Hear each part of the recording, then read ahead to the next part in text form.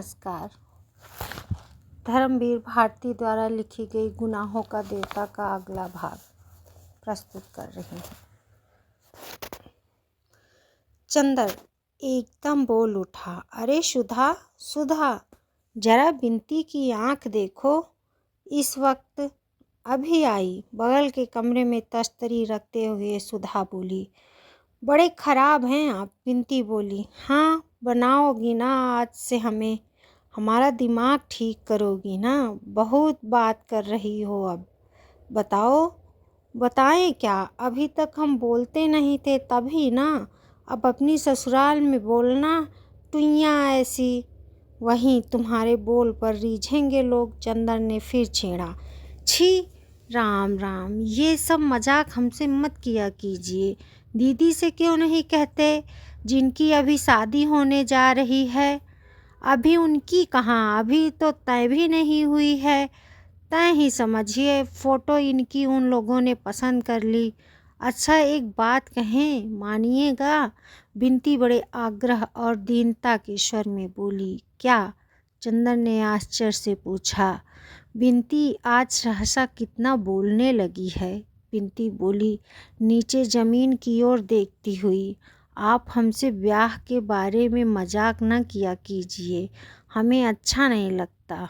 ओहो, ब्याह अच्छा लगता है लेकिन उसके बारे में मजाक नहीं। गुड़ खाए और गुलगुले से परहेज। हाँ यही तो बात है। बिनती सहसा गंभीर हो गई। आप समझते होंगे कि मैं ब्याह के लिए उत्सुक हूँ, दीदी भी समझती हैं, लेकिन मेरा ही दिल जानता है कि ब्याह की बात सुनकर मुझे कैसा लगता है।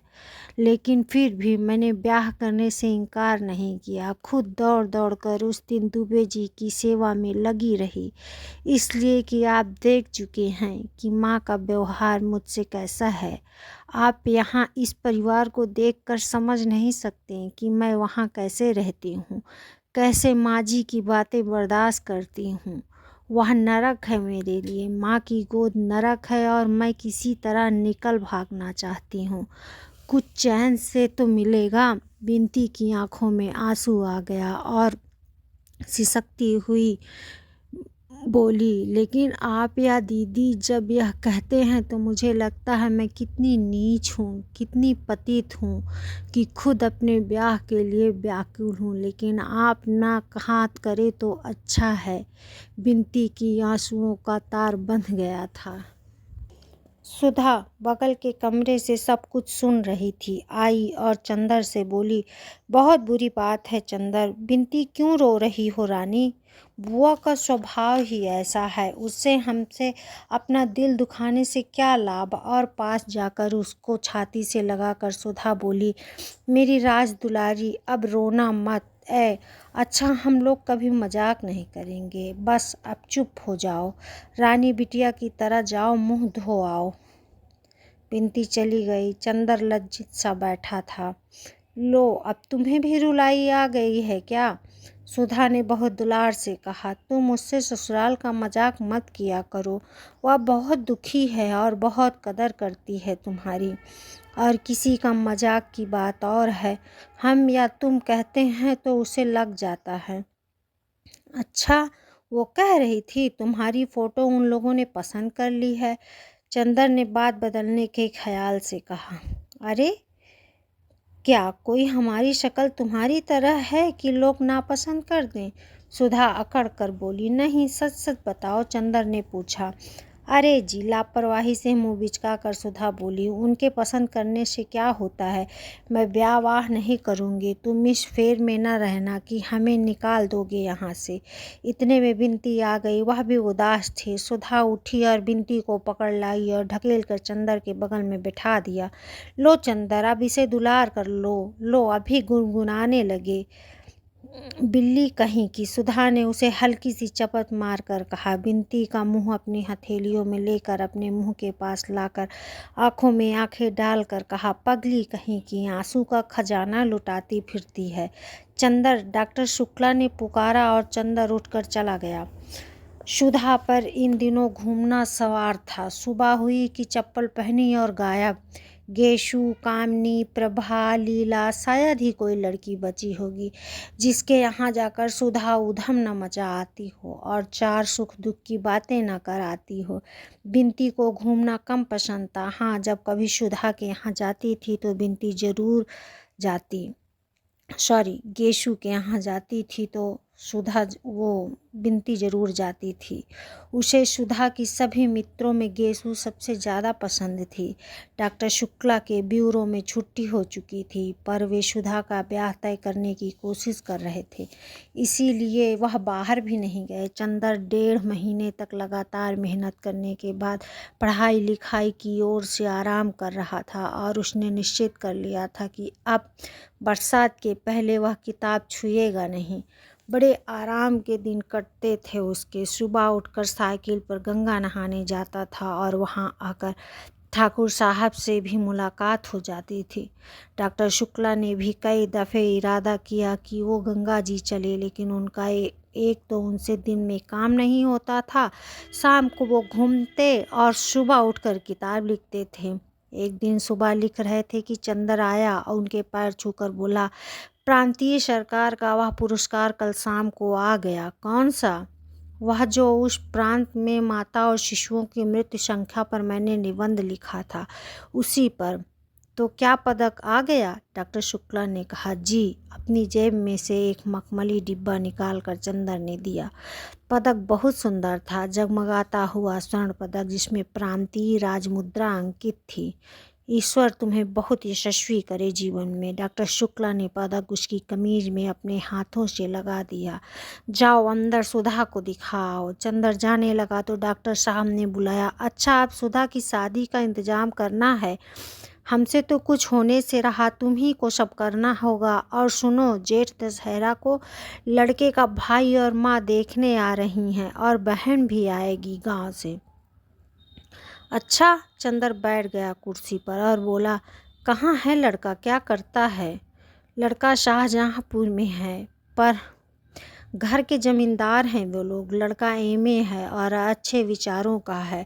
उसने लिखा है कि सिर्फ 10 आदमी बारात में आएंगे, एक दिन रुकेंगे, संस्कार के बाद चले जाएंगे, सिवा लड़की के गहने कपड़े और लड़के के गहने कपड़े के और कुछ भी नहीं स्वीकार करेंगे। अच्छा, ब्राह्मणों में तो ऐसे कुल नहीं मिलेंगे।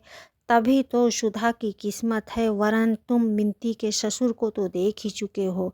अच्छा जाओ सुधा से मिलाओ। वह सुधा के कमरे में आ गया। सुधा थी ही नहीं। वह आंगन में आया, देखा महाराजिन खाना बना रही थी और बिनती बरामदे में बुरादे की अंगीठी पर पकौड़ियाँ बना रही थी। आइए, बिनती बोली।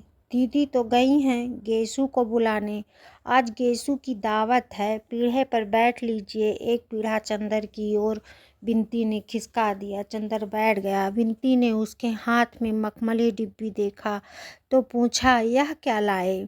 कुछ दीदी के लिए है क्या? यह तो अंगूठी मालूम पड़ती है। अंगूठी? वो क्या दाल में मिला के खाएगी? जंगली कहीं की, उसे क्या तमीज़ है अंगूठी पहनने की? हमारी दीदी के लिए ऐसी बात की तो अच्छा नहीं होगा। हाँ, उसे बिनती ने उसी तरह गर्दन टेढ़ी कर आंखें डुलाते हुए धमकाया। उन्हें नहीं अंगूठी पहननी आएगी तो क्या आपको आएगी? आप ब्याह में 16 श्रृंगार करेंगी। अच्छा दीदी कैसे लगेंगी घूंघट काढ़ के? अभी तक तो सिर खोले चकई की तरह घूमती फिरती हैं। तुमने तो डाल ली आदत ससुराल में रहने की। चंदर ने बिनती से कहा। अरे हमारा क्या? एक गहरी सांस लेते हुए बिनती ने कहा, हम तो उसी लिए बने थे, लेकिन सुधा दीदी का ब्याह शादी में ना फंसना पड़ता तो अच्छा था। दीदी इन सब के लिए नहीं बनी। आप मामा जी से कहते क्यों नहीं? चंदर ने कुछ जवाब नहीं दिया, चुपचाप बैठा हुआ सोचता रहा। बिनती भी कढ़ाई में से पकौड़ियाँ निकाल निकाल कर थाली में रखने लगी। थोड़ी देर बाद जब वह घी में पकौड़ियाँ डाल चुकी थी, तब भी वह ऐसे ही गुमसुम बैठा सोच रहा था। क्या सोच रहे हैं आप? नहीं बताइएगा, फिर अभी हम दीदी से कह देंगे कि बैठे बैठे सोच रहे थे। बिनती बोली। क्या तुम्हारी दीदी का डर पड़ा है? चंदर ने कहा। अपने दिल से पूछिए, हमसे नहीं बन सकते आप। बिंती ने मुस्कुराकर कहा। उसके गालों में फूलों के कटोरे खिल गए। अच्छा, इस डिब्बे में क्या है, कुछ प्राइवेट? नहीं जी, प्राइवेट क्या होगा, और वह भी तुमसे। सोने का मेडल मिला है मुझे एक लेख पर। और चंदर ने डिब्बा खोलकर दिखला दिया। आहा, ये तो बहुत अच्छा है, हमें दे दीजिए, बिंती बोली। क्या करोगी तुम? चंदर ने हंसकर पूछा। अपने आने वाले जीजा जी के लिए कान के बुंदे बनवा लेंगे, बिंती बोली। अरे हाँ, आपको एक चीज़ दिखाएंगे। क्या? यह नहीं बताते, देखिएगा तो उछल पड़िएगा। तो दिखाओ ना। अभी तो दीदी आ रही होंगी, दीदी के सामने नहीं दिखाएंगे, सुधा ने छिपकर। हम कुछ नहीं कर सकते, यह तुम जानती हो, चंदर बोला। छिपाने की बात थोड़ी ही है, देख कर तब उन्हें बता दीजिएगा। वैसे वह खुद ही सुधा दीदी से क्या छिपाते हैं। लो, सुधा दीदी तो आ ही गई। चंदर ने पूछे मुड़कर सुधा के हाथ में एक लंबा सा सरकंडा था और उसे झंडे की तरह फहराती हुई चली आ रही थी। चंदर हंस पड़ा। खिल गए दीदी को देखते ही, बिंती बोली, और एक गरम पकौड़ी चंदर के ऊपर फेंक दी।